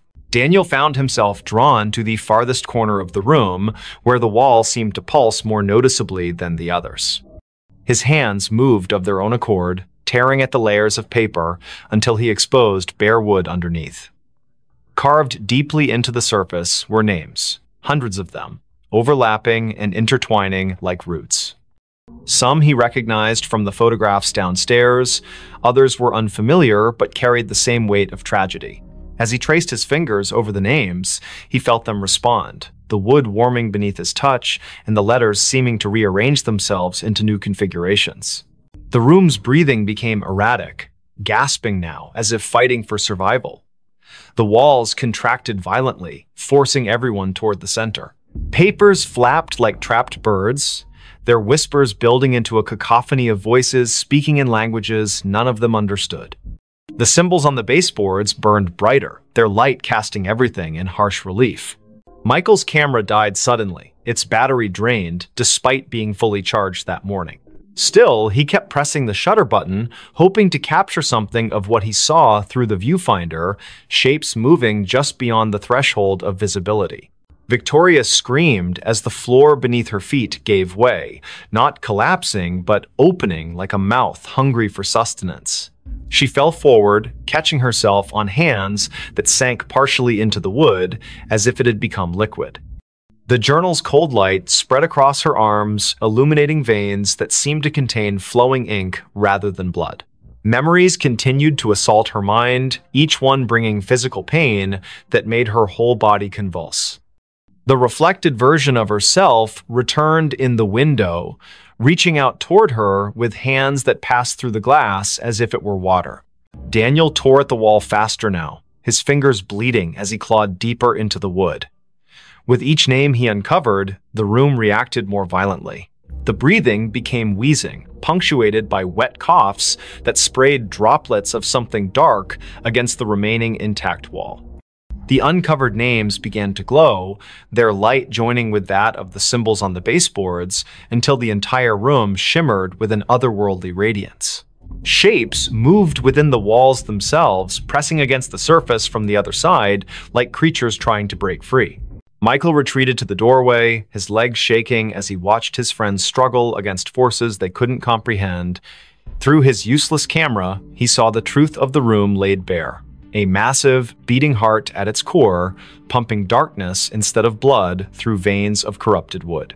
The symbols served as valves, regulating the flow of whatever malignant force inhabited the space. The photographs downstairs weren't just documentation, they were warnings, each one showing the room consuming another victim who had come too close to understanding its nature. The breathing stopped suddenly, leaving a silence so profound it hurt their ears. The room held its collective breath, waiting. The walls began closing in, not quickly, but inevitably, their movement accompanied by the sound of thousands of pages turning simultaneously. Victoria pulled herself free from the floor, her arms streaked with black ichor that evaporated into smoke before hitting the ground. The journal's light had consumed her shadow, leaving her outlined in negative space. She joined Daniel at the wall, helping him tear away the remaining paper in a desperate attempt to reach whatever core lay hidden beneath. As they worked, the room showed them its true face. The walls weren't solid, they were composed of compressed memories, each layer containing the essence of someone who had tried to understand or escape. Faces pressed against the surface from the other side, their mouths open in silent screams that vibrated through the very bones of the building. The symbols on the baseboards merged into a single pulsing sigil that dominated the floor, its light so bright it burned away the darkness entirely. The heart at the room's center beat once, twice, then exploded outward in a wave of energy that threw them all backward. When they opened their eyes again, they found themselves standing outside number 17 Marlborough Street. The building looked different now, newer somehow, its bricks clean and its windows reflecting the afternoon sun without distortion. A young couple walked past them, discussing plans to renovate the upstairs apartment. Daniel reached into his pocket for the brass key, but found only lint. Michael's camera hung heavy around his neck, its memory card wiped clean. Victoria's hands bore no marks, though she could still feel the phantom burn of ink-filled veins beneath her skin. They never spoke about what happened inside the room. Each carried their own piece of its secret, buried deep where it couldn't consume them completely. Sometimes, late at night, Daniel would wake to the sound of breathing coming from his closet. Michael developed a habit of taking long detours to avoid walking past 17 Marlborough Street. Victoria found herself drawn to old journals and letters, unable to resist the urge to document everything she encountered. The room had marked them, claimed part of their essence, and though they had escaped its physical confines, its influence followed them like a shadow that refused to dissipate. Weeks later, during another unseasonably warm spring morning, a new set of tenants moved into the building. They marveled at how well-preserved the old place was, how the upstairs apartment seemed to breathe with a life of its own. In the main bedroom, they discovered an antique writing desk with a leather-bound journal resting open at its center. The first tenant to touch it felt a surge of inspiration so powerful it brought tears to her eyes. She began writing immediately, her pen moving across the page with a will that wasn't entirely her own. Outside, the wind picked up, carrying with it the faint sound of pages turning and the gentle, measured breathing of something that had waited patiently for new voices to add to its collection. The room behind the wall. Rain poured relentlessly over Anchorage as Daniel Harris drove through the deserted streets of the city just before dawn. The windshield wipers struggled to keep up with the deluge, while his headlights barely pierced the darkness, reflecting off the slick asphalt where puddles grew larger by the minute. He had moved to Alaska 3 months ago, seeking a fresh start after his divorce, finding solace in the isolation and cold weather that matched his mood. His new job at the local library kept him busy during the day, but the nights were long and lonely in his rented apartment on the outskirts of town. Daniel gripped the steering wheel tighter as he turned onto his street, noticing something unusual about his building. The third-floor window of his apartment was illuminated, though he distinctly remembered turning off all the lights before leaving for his early morning drive. A chill ran down his spine that had nothing to do with the Alaskan spring air seeping through the car's vents. He parked and sat for a moment, watching the rain streak down his windshield while debating whether to call the police or investigate himself. The rational part of his mind told him it was probably just a blown fuse or faulty wiring, but something about the yellow glow emanating from behind the curtains felt wrong. As he stepped out of the car, the cold rain immediately soaked through his jacket, and he could feel the water pooling in his shoes. The street was eerily silent except for the sound of rain hitting every available surface. No other cars passed by, no neighbors peeked out their windows. It was as if the entire neighborhood had been abandoned except for him and whatever waited inside his apartment. Reaching his door, he hesitated before inserting the key. The lock turned smoothly, too smoothly, as if someone had recently oiled it. Pushing the door open slowly, he called out, "Hello?" Though his voice barely rose above a whisper. The hallway light was on, which he definitely hadn't left that way. His heart pounded in his chest as he stepped inside, closing the door behind him with a soft click.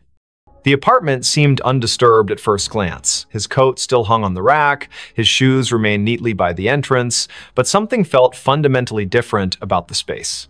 As he moved further into the living room, he noticed small details that sent warning signals through his mind. The books on his coffee table were slightly askew, not dramatically so, but enough to suggest they'd been handled recently. His laptop, which he always closed when leaving, was open and displaying the screensaver. More disturbingly, there was a faint smell in the air, something metallic and organic that made his stomach churn. It wasn't quite blood, but it carried the same primal warning that danger had been here, lingered, and might return at any moment. The bedroom door was ajar, and against his better judgment, Daniel pushed it open wider. Everything appeared normal until he noticed the closet door was slightly open, revealing a shadowy gap between the wall and the frame. He never left that door open, not since moving in. As he approached, he heard a soft creak from somewhere deep within the walls, like wood settling but with an unnatural rhythm. The sound repeated itself, growing louder and more insistent, then stopped abruptly. His breath caught in his throat as he realized the noise wasn't coming from the building's old structure, but rather from behind the wall itself. The next morning, Victoria Evans arrived at Daniel's apartment complex for their scheduled meeting. They had connected through a local support group for newcomers to Anchorage, bonding over their shared experiences of adjusting to life in Alaska. She stood outside his door, knocking repeatedly while checking her watch. The rain had lessened to a drizzle, but dark clouds still pressed heavily against the sky. When there was no answer after several minutes, she tried the door handle and found it unlocked. Inside, the apartment was deathly quiet, with an oppressive atmosphere that made her skin crawl despite the warmth of the heating system. Victoria called out Daniel's name as she entered, immediately noticing the same subtle signs of disturbance he had observed earlier. On the kitchen counter, she spotted his phone charger still plugged in, its cord coiled neatly, evidence that he hadn't planned to be gone long. In the living room, the books on the coffee table caught her attention. She recognized some of the titles. They were ones Daniel had mentioned reading recently, but now they seemed arranged in a pattern that suggested deliberate placement rather than casual browsing. Her unease grew as she noticed scuff marks on the carpet leading toward the bedroom. In the bedroom, Victoria's trained eye, honed from years working as a social worker, detected details others might miss. The closet door was indeed open, but what drew her attention was the baseboard along the far wall. There were fresh scratches marring the paint, and when she knelt to examine them closer, she discovered tiny fragments of plaster embedded in the carpet. Standing up, she pressed her palm against the wall and felt it give slightly, accompanied by a soft crunching sound. Her heart raced as she realized this section of the wall was thinner than it should be, as if something lay hidden behind it. Michael Parker, the building's maintenance supervisor, arrived shortly after Victoria's call. A grizzled man in his late 50s with decades of experience in construction and property management, he listened intently as she explained her findings. His expression grew increasingly grave as he examined the wall, running his fingers along the edges of the baseboard. Without saying a word, he fetched tools from his maintenance cart and began carefully removing sections of the wall paneling. The drywall came away easily, almost too easily, revealing a narrow cavity behind. What they discovered in the hidden space defied immediate comprehension. Packed tightly within the cavity were dozens of small objects wrapped in yellowed newspaper, each bundle tied with twine. The air that escaped as Michael opened the first package carried the same metallic smell Victoria had detected earlier. Inside was a collection of personal items, a child's necklace, a set of house keys, a driver's license belonging to someone named Sarah Mitchell. Each successive package contained similar artifacts, all meticulously preserved, but clearly taken from different individuals over many years. The realization hit them simultaneously. They had uncovered evidence of something far more sinister than either had imagined possible. The discovery triggered a chain reaction of events that consumed the lives of everyone involved. Local authorities descended upon the building, forcing residents to evacuate, while forensic teams worked around the clock. Victoria found herself unable to leave, drawn back daily to witness the investigation unfold. She learned that the building had been constructed in the 1920s and had changed hands numerous times throughout its history. Previous tenants had reported strange occurrences, sounds behind walls, unexplained shadows, sudden temperature drops, but these complaints had always been dismissed as typical of older buildings. What no one had suspected was that someone had been using the building's hidden spaces as a repository for stolen memories. As detectives cataloged the items, patterns emerged that chilled even the most seasoned investigators. Many of the victims had disappeared without a trace, their cases eventually classified as cold files. Some had vanished decades ago, while others were more recent. The oldest item dated back to 1947, a silver locket containing a photograph of two young girls, while the newest was a smartphone manufactured only 3 years prior. The collection spanned generations, suggesting that whoever had been operating behind these walls had maintained their activities for nearly 75 years. The implications were staggering and raised questions about how such systematic predation could have gone unnoticed for so long. Daniel's disappearance added another layer of complexity to the case. Security footage from the building's lobby showed him returning home the previous night, but never leaving again. His car remained parked outside, and his personal belongings were still in the apartment. The only clue was a set of muddy footprints leading from his bedroom to the hidden cavity in the wall, prints that matched his shoe size exactly. Investigators theorized that he might have stumbled upon the collector in the act and become another victim, but without physical evidence, they couldn't confirm this theory. Victoria became obsessed with understanding the pattern behind the disappearances. She spent hours poring over police reports, cross-referencing dates and locations with historical weather data. A disturbing trend emerged. Nearly all the abductions had occurred during heavy rainstorms, particularly in spring when the days were shortest and visibility poorest. The timing suggested premeditation and intimate knowledge of both the building's layout and the routines of its occupants. Whoever had been collecting these artifacts understood human behavior well enough to predict when people would be most vulnerable. The building itself seemed to become more active as the investigation progressed.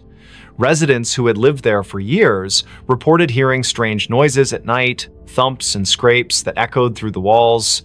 The heating system developed inexplicable malfunctions, causing rooms to alternate between freezing and sweltering temperatures.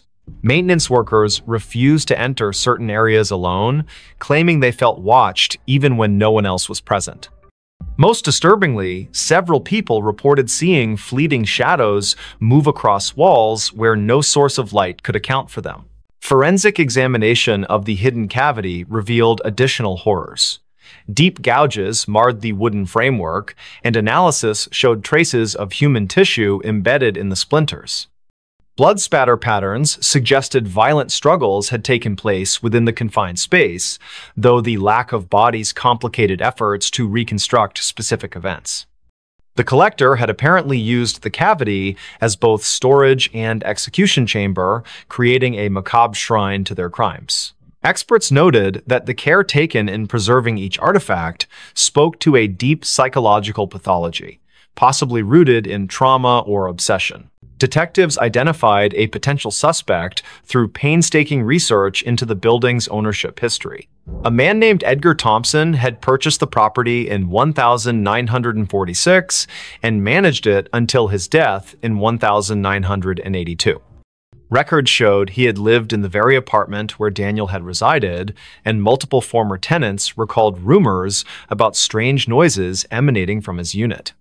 However, Thompson's involvement raised more questions than answers, given that items continued to appear in the cavity long after his passing. This suggested either complicity from subsequent owners or that someone else had taken up his dark legacy. Victoria's investigation took a personal turn when she discovered her own grandmother's name among the list of missing persons. Margaret Evans had vanished in 1963 while visiting Anchorage, leaving behind only a hotel receipt and unanswered questions. The revelation shook Victoria to her core, transforming her professional interest into something far more visceral. She found herself spending nights in the vacant building, sitting in the empty apartment, and listening to the walls breathe with secrets that refused to remain buried. Spring gave way to summer, but the rain continued to fall in Anchorage, as if nature itself mourned the atrocities uncovered in the old building. The investigation expanded beyond municipal boundaries as connections emerged between missing persons cases across Alaska. Detectives identified a network of similar hidden spaces in other buildings throughout the state, each containing its own collection of stolen lives. The scale of the operation suggested coordination among multiple individuals, raising the possibility that what had begun as one man's obsession had evolved into something far more organized and dangerous. One night, while Victoria sat alone in the apartment, she heard a sound that froze her blood. From behind the newly repaired wall came the unmistakable creak of footsteps, slow and deliberate. She grabbed her phone to call for help, but found no signal in the suddenly dead zone of the building. The footsteps grew closer, accompanied by the soft rustle of fabric brushing against wood. Then came a voice, barely audible but unmistakably human, whispering words that made her skin crawl. "You shouldn't have looked. You shouldn't have seen." The voice sounded ancient, yet familiar, carrying echoes of countless voices absorbed over decades. The police response team arrived 20 minutes later, bursting into the apartment with weapons drawn. They found Victoria unconscious on the floor, her phone shattered beside her. Paramedics determined she had suffered a severe panic attack but would recover. Yet when they examined the wall where she claimed to have heard the voice, they discovered something that defied explanation. Fresh scratches marred the newly installed drywall, forming words that spelled out a single chilling message: "Not done yet." The marks were too high for anyone to reach without assistance, and security cameras showed no one entering or leaving the apartment during the crucial time period. As weeks turned into months, the case remained unsolved despite mounting evidence. The building was eventually condemned, deemed structurally unsafe due to unforeseen damage discovered during renovations. Residents scattered to different parts of the city, but many reported feeling eyes upon them in their new homes, especially during rainstorms. Victoria returned to her work as a social worker, but found herself constantly looking over her shoulder, certain that whatever had operated in those walls continued to watch from the shadows. The last anyone saw of Daniel Harris was captured by a traffic camera 2 blocks from his apartment on the night he disappeared. The footage showed him walking briskly through the rain, occasionally glancing over his shoulder as if pursued. His image blurred momentarily, then reappeared moving in the opposite direction, though no one else appeared in frame. When enhanced, the video revealed something impossible. His reflection in a storefront window showed him reaching toward the camera with an expression of pure terror, though his physical form continued walking away. The file remains archived, awaiting technological advances that might explain the anomaly. Today, the building stands empty on the outskirts of Anchorage, its windows boarded up and its doors sealed with official notices. During heavy rains, passers-by claim to hear faint whispers emanating from within, voices overlapping in desperate pleas for help. Local authorities maintain regular patrols of the area, though officers assigned to these duties often request transfers after short periods. The case files remain open, gathering dust in secure archives while waiting for new leads that may never come. And somewhere, in the spaces between walls and beneath floorboards, the collection continues to grow. Don't just watch in the dark. Click subscribe, like, and join now. Before we begin, tell me, where are you listening from and what time is it there? The secret without a name. The cold was biting, and the silence of Anchorage's streets at 2 a.m. felt unnatural. Amelia Mitchell pulled her coat tighter around herself as she hurried down a dimly lit sidewalk. The snow crunched under her boots, each step echoing in the stillness like an unwelcome intrusion. She shouldn't have been out here this late, but something about the call from Sophia Miller had made her stomach churn, a desperate voice pleading for help before the line went dead. Amelia's breath came out in visible puffs, quickening with every second that passed. Her gloved hands tightened around the strap of her bag as she turned onto Sophia's street. It was eerily empty, the kind of emptiness that didn't feel right even for a place buried deep in winter. Streetlights flickered above, casting long shadows on the snow-covered ground. The houses here were mostly dark, their windows staring blankly into the night, except for one, a faint light glowed behind closed curtains at the end of the block. That must be it, she thought, her heart pounding harder now. Sophia lived alone, always insisting she liked the quiet solitude of Anchorage winters. But tonight, there was no answer when Amelia knocked on the door. She tried again, louder this time, her knuckles rapping against the wood with urgency. "Sophia? Are you there? Only silence greeted her, broken only by the distant hum of power lines swaying in the wind. She reached for her phone to call again, but just as her thumb hovered over the screen, she heard a faint creak from inside the house. It wasn't enough to dismiss as settling wood, it carried weight, purpose. Amelia hesitated, then pressed her ear closer to the door. Another sound followed, softer but unmistakable, shuffling footsteps, moving away from where she stood. "Sophia?" she called again, her voice trembling. No response. Just the oppressive silence pressing back against her words. Then, without warning, the doorknob began to turn slowly. So slowly, it seemed deliberate. Amelia stumbled backward, nearly slipping on the icy steps leading up to the porch. Her pulse roared in her ears as the door swung open wide, revealing nothing but darkness beyond. There was no one there, not immediately anyway. But as Amelia forced herself to peer inside, she noticed something odd, a trail of wet footprints leading further into the house. They weren't hers. They couldn't be. She hadn't stepped inside yet. And they weren't fresh either, not entirely. Some parts of the prints gleamed with melted snow, while others looked older, partially dried and smeared as if someone or something had walked through days ago but left traces that refused to fade. Against her better judgment, Amelia stepped inside. The warmth of the house hit her instantly, though it brought little comfort. Something about the air felt wrong, stale, heavy, as if it hadn't circulated properly in weeks. She glanced around the living room, taking in the familiar clutter of books and photographs scattered across shelves. Everything seemed normal, until she saw the photo frame lying face down on the coffee table. She picked it up cautiously, turning it over. It was a picture of Sophia smiling brightly next to Jackson Cole, her boyfriend or ex-boyfriend, depending on who you asked. Their faces were scratched out violently, gouges cutting through the glass like angry scars. A chill ran down Amelia's spine. This wasn't random vandalism. Someone had done this deliberately, methodically. Before she could process what it meant, another noise caught her attention, a low scraping coming from somewhere deeper in the house. It sounded like nails being dragged along a hard surface, slow and rhythmic, punctuated by pauses that somehow felt more menacing than the sound itself. Amelia swallowed hard, clutching her phone tightly in her hand. She considered calling the police, but what would she say? That she broke into her friend's house because of some creepy noises? They'd think she was crazy. Instead, she moved cautiously toward the hallway, following the sound despite every instinct screaming at her to leave. The hallway was narrow, lined with family portraits that seemed to watch her as she passed. Each frame held a face frozen in time, eyes staring ahead as if waiting for something. At the far end, a door stood slightly ajar, light spilling out from within. The scraping grew louder, closer, and Amelia realized it was coming from behind that door. Her palms were slick with sweat beneath her gloves as she pushed it open just enough to peek inside. What she saw stopped her dead in her tracks.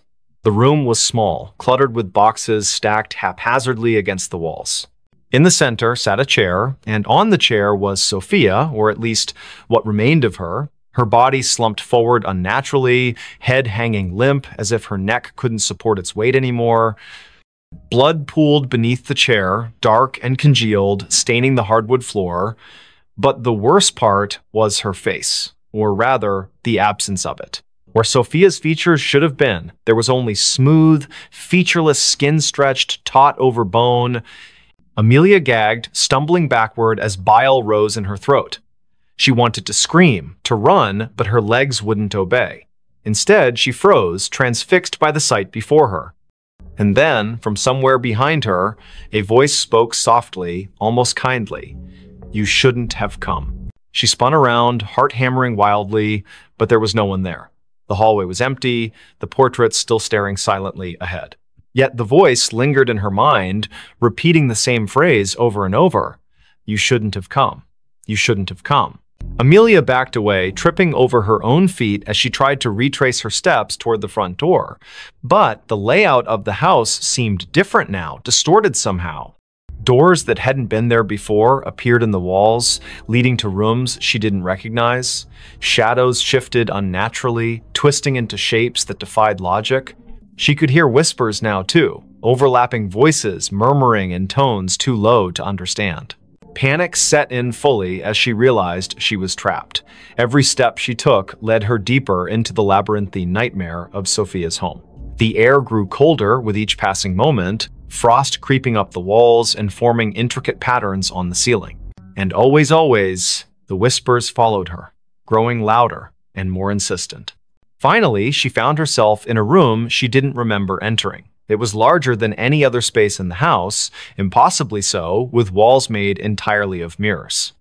Each reflection showed a version of herself, but none of them matched the person standing in the center of the room. Some looked older, gaunt, and hollow-eyed. Others appeared younger, innocent, and terrified. One reflection wasn't even human. It was a twisted, monstrous figure with elongated limbs and a mouth full of jagged teeth. Before she could react, the reflections began to move independently, stepping out of the mirrors and surrounding her. Their movements were jerky, unnatural, and they all spoke in unison, their voices blending into a single cacophony. "You know the secret," they hissed. "You've always known." Amelia shook her head frantically, tears streaming down her face. "I don't know anything," she screamed. But the figures only drew closer, their cold breath brushing against her skin. One of them reached out, its fingers brushing her cheek, and suddenly memories flooded her mind, memories that weren't hers. Images of Sophia, of Jackson, of secrets whispered in the dark, of a nameless thing lurking just beyond the edge of perception, waiting patiently for someone foolish enough to stumble upon it. And then everything went black. When Amelia woke, she was outside again, lying in the snow. The house was gone, replaced by an empty lot surrounded by trees. Her phone buzzed in her pocket, and she fumbled to retrieve it, hoping desperately for some explanation. There was a text message from an unknown number containing only 3 words: "Tell no one." She stared at the screen, her hands shaking uncontrollably. Somewhere in the distance, she heard laughter, soft, childlike, and utterly devoid of joy. Next story. Haunted hospital corridors, true night shift horror, lonely hospital night shift. The hospital smelled like death. Not the clean antiseptic kind you might expect from a sterile environment, but something deeper and older like decay seeping into every crack of the walls. It was faint at first, almost imperceptible, but as soon as Sarah stepped through the heavy double doors leading to Wing E, it hit her full force. She clutched her clipboard tighter and tried to shake off the chill that ran down her spine. It wasn't supposed to be this bad. When she'd accepted the job as a night shift janitor at St. Blank, Mercy General Hospital, they'd told her it would be simple maintenance work. Mopping floors, restocking supplies, emptying trash bins. They hadn't mentioned the dimly lit hallways, the creaking floorboards, or the unsettling silence broken only by the occasional hum of malfunctioning equipment. And certainly, no one had warned her about Wing F, a part of the hospital that felt less like a medical facility and more like a haunted house. Sarah adjusted her radio on her belt for what felt like the 100th time since starting her shift. Static buzzed intermittently, making her wonder if anyone could even hear her calls anymore. "Dispatch?" she said softly, her voice trembling despite herself. No response, just static.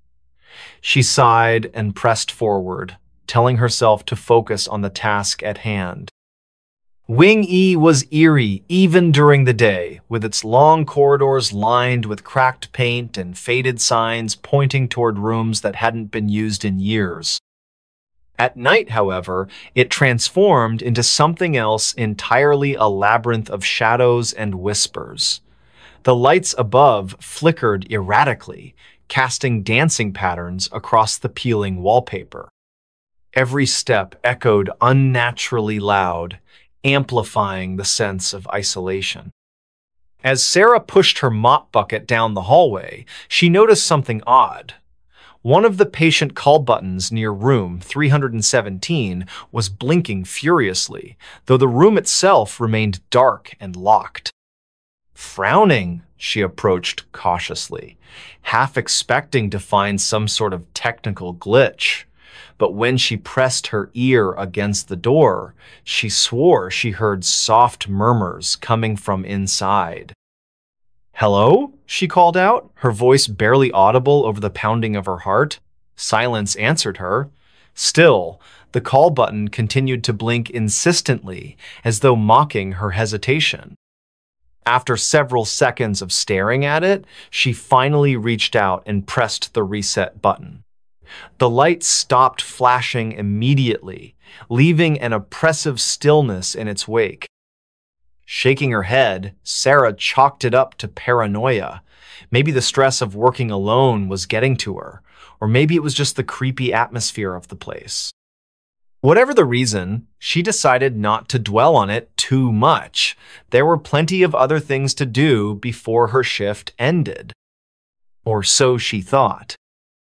By the time Sarah reached the far end of the corridor, the unease had grown palpable. The air seemed colder here, despite the lack of windows or ventilation systems. Her breath fogged slightly in front of her face, and goosebumps erupted along her arms. Then came the sound of low, rhythmic thumping, almost like someone knocking on a wall. It started faintly, but grew louder with each passing second until it filled the entire hallway. She froze mid-step, gripping the handle of her mop bucket like a lifeline. "Who's there?" she demanded, trying to keep her tone steady. Again, silence followed her question. Yet the thumping persisted, growing faster now, almost frantic. Without thinking, Sarah turned and sprinted back toward the main entrance of Wing E. Her shoes slapped against the tiled floor, creating a cacophony that drowned out everything else. By the time she reached the safety of the nurse's station, her chest heaved with exertion and sweat dripped down her forehead. For a moment, she allowed herself to believe she'd imagined the whole thing. Hospitals were old buildings, after all. Pipes burst, wiring shorted out. It was probably nothing more than that. But then the security camera feed began acting up. Sitting behind the desk, Sarah watched as the monitors displayed grainy black and white images of the various sections of Wing E. Most of them showed nothing unusual, just empty hallways bathed in dim emergency lighting. But one screen caught her attention immediately. It was angled toward the ICU wing, which had been decommissioned years ago due to budget cuts. In the footage, a shadow moved across the frame, pausing briefly near bed 5 before disappearing completely. Her pulse quickened. Shadows didn't move unless something or someone was causing them to. Yet the ICU wing hadn't seen a single patient in over a decade. Who or what could possibly be there? Determined to uncover the truth, Sarah dug through the hospital archives stored in an old filing cabinet near the break room. Dust coated the folders, evidence of how rarely anyone accessed these records anymore.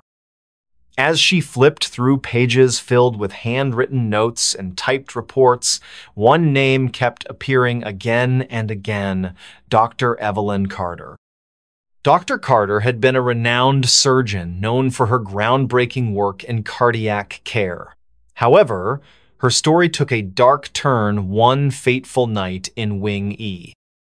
According to the files, she'd been called to the ICU to perform an emergency procedure on a young woman suffering from internal bleeding. Despite her best efforts, the surgery failed, and the patient died shortly afterward. What made the case particularly strange was the fact that none of the other staff members present that night could recall seeing Dr. Carter enter the operating room. Some claimed she simply vanished midway through the procedure, while others insisted she never existed in the first place. Even stranger was the testimony of nurse Linda Thompson, who worked alongside Dr. Carter that evening. In her statement, Linda described feeling an overwhelming sense of dread as soon as she entered the ICU. She claimed to have seen shadowy figures lurking in the corners of the room, whispering unintelligible phrases directly into her ears. By morning, Linda had quit her job, refusing ever to return to St. Mercy. Sarah closed the folder slowly, her mind racing. If what she read was true, then perhaps Wing E really was cursed. But why? And why did it seem determined to drag her into its web of terror? With trembling hands, Sarah retrieved her flashlight from the supply closet and ventured deeper into Wing E than she'd ever dared before. Her destination was clear: the abandoned ICU wing where the phantom Dr. Astor Kane Mays Tuthap Carter supposedly met her demise. Along the way, the phenomena intensified. Lights blinked erratically, machinery beeped without cause, and distant footsteps echoed through the halls, always staying just out of sight. When she finally reached the ICU, she found the door slightly ajar, despite being firmly shut earlier that evening. Pushing it open, she shone her flashlight inside, revealing rows of dusty hospital beds covered in white sheets. Each bed bore the faint outline of a body beneath it, as though waiting for occupants who would never arrive. And then she saw her. Standing at the far end of the room was a figure draped in a blood-stained surgical gown. Its face was obscured by shadows, but its presence radiated malice. Sarah stumbled backward, nearly dropping her flashlight as the entity turned to face her fully. A guttural growl escaped its lips, vibrating through the air like thunder. For a brief moment, their eyes met, and in that instant, Sarah understood. This wasn't just the spirit of Dr. Carter. It was the embodiment of all the pain, loss, and despair that had accumulated within these walls over the years, and it wanted her to join it. Sarah bolted from the ICU, her heart hammering in her chest as she raced back toward the exit. Behind her, the wailing cries of countless souls echoed through the halls, urging her to stay. She fought the urge to look back, knowing that doing so might seal her fate forever. Somehow, she managed to escape Wing E, collapsing onto the cold concrete outside as dawn broke over the horizon. Gasping for air, she pulled out her phone and dialed emergency services, reporting everything she'd experienced. To her surprise, the operator sounded skeptical, dismissing her claims as mere exhaustion and stress. Days later, Sarah returned to St. Mercy to collect her final paycheck. Upon entering the building, however, she noticed something peculiar. All the cameras monitoring Wing E displayed static instead of live footage. Confused, she asked the daytime staff about it. Their response chilled her to the bone. "Wing E doesn't exist," one of them replied matter-of-factly. "It was demolished years ago." Sarah glanced down at her ID badge, suddenly unsure whether she truly left the haunted corridors or if she was still trapped within them, doomed to relive the nightmare indefinitely.